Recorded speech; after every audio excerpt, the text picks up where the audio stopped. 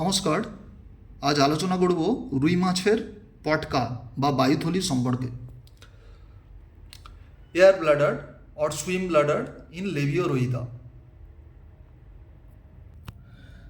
রুই মাছের দেহগহ্বরে মেরুদণ্ড এর ঠিক নিচে দুই প্রকোষ্ঠ বিশিষ্ট মাছের পটকা বা বায়ুথলি আছে, বা সুইম ব্লাডার বা এয়ার ব্লাডার অবস্থান করছে। এটি রুই মাছের একটি অঙ্গ সংস্থানগত অভিযোজন। এই অভিযোজনের ফলে এর মধ্যে অভিব্যক্তি ঘটেছে।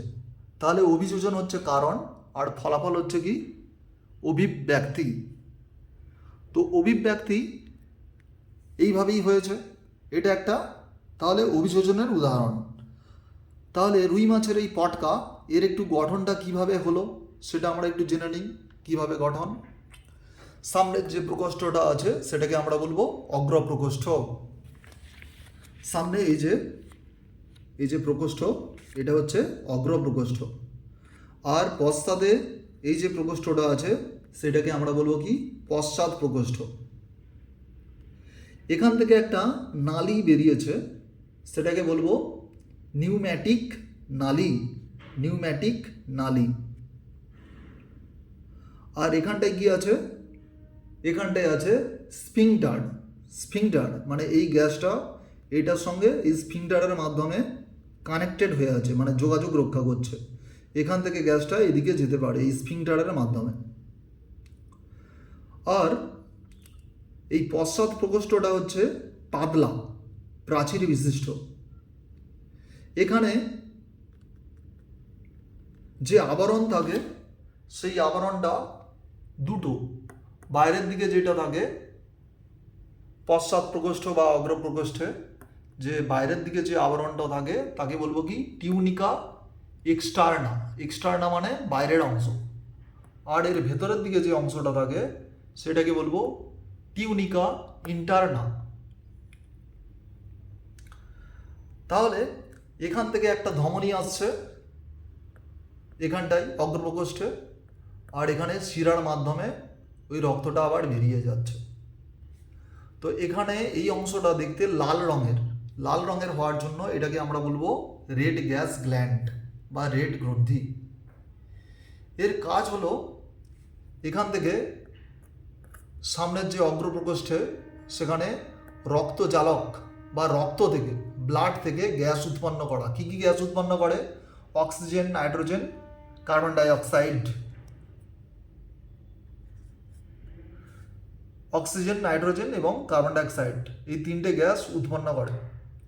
এই গ্যাসটা উৎপন্ন হওয়ার ফলে এটা বেলুনের মতো ফুলে যায়। ফুলে গেলে মাছের আপেক্ষিক গুরুত্ব কমে যায় বা ওজন কমে যায়। কমে গেলে কি হবে? মাছটা ধীরে ধীরে জলের উপরি অংশে উঠতে থাকে বা ভাসতে থাকে। আবার এই গ্যাসটা এখানে যে স্ফিংটার আছে, স্ফিংটারের মাধ্যমে এই জায়গা থেকে এই জায়গায় চলে আসে গ্যাসটা। আসার পরে মাছটার যখন ডোবার ইচ্ছা হয় তখন এর উল্টো দিকে এইখানটায় কি আছে? রেটিয়া মিরাবিলিয়া বলে একটা রক্তজালক আছে, এই যে দেখা যাচ্ছে রেটিয়া মিরাবিলিয়া। এর মাধ্যমে এই গ্যাসটা শোষিত হয়ে যায়। কী কী গ্যাস শোষিত হয়? Oxygen, carbon dioxide, nitrogen. তাহলে রেড গ্রন্থি থাকে এই জায়গাটায়, এখান থেকে গ্যাস উৎপন্ন হয়। এই যে রেড গ্রন্থি থাকে কোথায়? এইখানটায় রেড গ্যাস গ্ল্যান্ড বা লাল রঙের গ্রন্থি। এখান থেকে গ্যাস উৎপন্ন হলো। কি হলো? Oxygen, nitrogen, carbon dioxide. Sphincter মাসলের মাধ্যমে গ্যাসটা এখানে গেল। যেই গ্যাস উৎপন্ন হলো মাছটা কি হলো? হালকা হয়ে গেল, তার আপেক্ষিক গুরুত্ব কমে গেল, মাছটা ভাসতে থাকলো। আবার মাছের যখন ডোবার ইচ্ছা হলো তখন কি হবে? তখন এই গ্যাসটা এখান থেকে এখানে চলে এলো। আসার পরে এখানে oxygen, nitrogen, carbon dioxide gas উৎপন্ন হয়েছিল। এই গ্যাসটা এখানে যে রক্ত জালক আছে তার নাম হচ্ছে রেটিয়া মিরিবিলিয়াম, এর মাধ্যমে এই গ্যাসটা শোষিত হয়ে গেল। শোষণ হওয়ার ফলে তাহলে এর আপেক্ষিক গুরুত্ব আবার বেড়ে গেল। বেড়ে যেতে মাছটা কী হলো, আবার জলের নিচে নামতে থাকলো, জলের নিচে নামতে থাকলো, ভারী হয়ে গেল।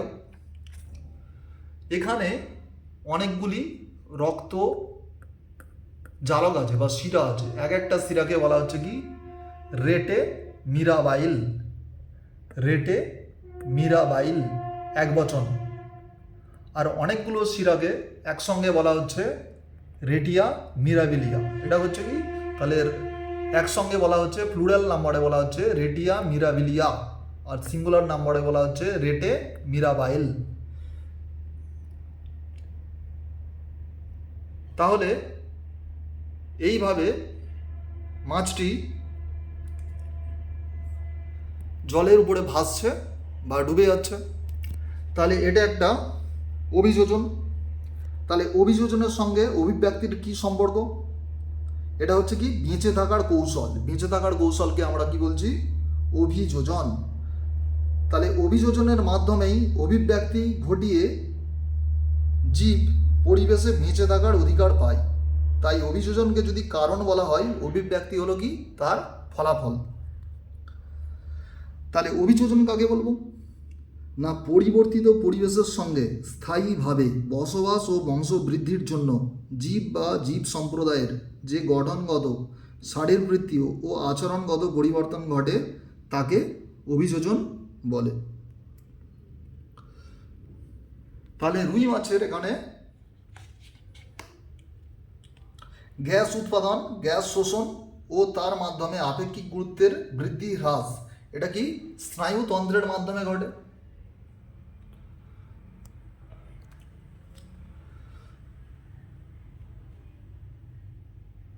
নমস্কার বন্ধুরা, এখানেই শেষ করছি।